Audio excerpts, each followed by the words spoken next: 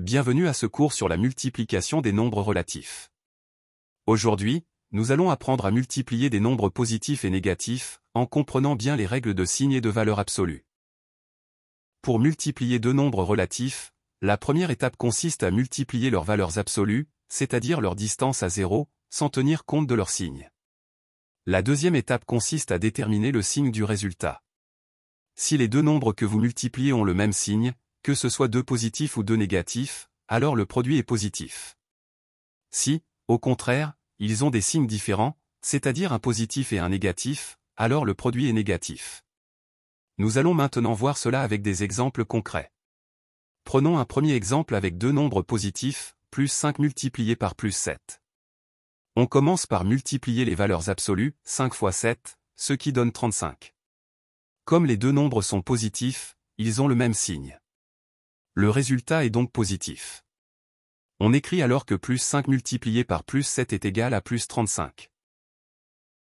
Continuons avec un deuxième exemple, plus 5 multiplié par moins 7.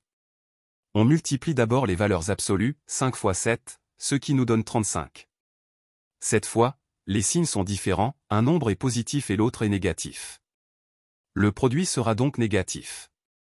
On écrit donc que plus 5 multiplié par moins 7 est égal à moins 35. Le troisième exemple est la multiplication de deux nombres négatifs, moins 5 multiplié par moins 7. On multiplie les valeurs absolues, ce qui donne 5 fois 7, soit 35. Comme les deux nombres sont négatifs, ils ont le même signe. Par conséquent, le produit est positif. On écrit alors que moins 5 multiplié par moins 7 est égal à plus 35.